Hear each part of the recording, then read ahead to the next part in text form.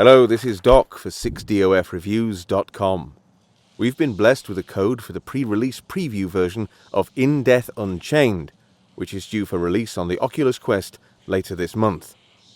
Here's a little preview video so you can check out the game in action and hear my initial thoughts on how it plays ahead of our full review. As you can see, In Death Unchained is an archery game with a slightly unusual setting, a Milton-esque and forbidding take on the afterlife, starting off in heavenly environs of clouds, cathedral-like spires and stained glass, and ending up in the murky depths of hell. The levels are procedurally generated every time you play, and are populated with zombies, angry knights, hooded archers, and many more weird things that you'll discover on your journey. The atmosphere is eerie, melancholy, and very tense. The whole thing is somewhat reminiscent of the gothic fantasy worlds of From Software, Dark Souls, Bloodborne, and the like. I've clocked about 20 hours for the Steam version, and I really enjoy it despite never having got near the end. It was one of the first games that I tried via Virtual Desktop on the Quest, and it worked really well. In fact, it was the first video I ever made on the Quest, so I was obviously very keen to see how the native version would pan out. With the short time I've had with Unchained so far, I'd give it a cautious thumbs up.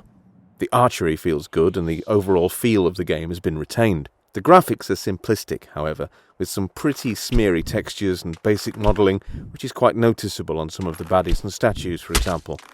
There's a slight lack of polish to this version, which does hurt it. As an example, certain enemy types are able to vanish when in combat with you, and reappear, usually behind you, to make you panic. However, there's no visual effect to accompany this, and it genuinely looks like a bug. They just disappear and reappear. And I think if I hadn't played the Steam version, I'd be assuming it was a glitch rather than a deliberate feature. Also, whilst I understand that using teleportation arrows to move around the levels is a feature of the game, removing the options for free movement and especially free turning using the thumbsticks is a terrible oversight. I think people who have their VR legs should be catered for as well as those who might need comfort options, and I personally despise snap turning. It makes me feel ill.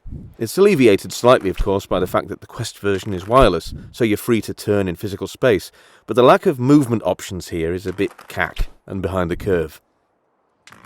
Another thing I'm not a fan of is that the game's tutorial, and therefore your first experience of it, is set in the far less interesting setting of hell from later on in the game. On the Quest, this manifests as a dreary brown and red environment, and it just doesn't look as good or as appealing as the clouds and cloisters look that I would associate with In Death, and it might just turn a few people off.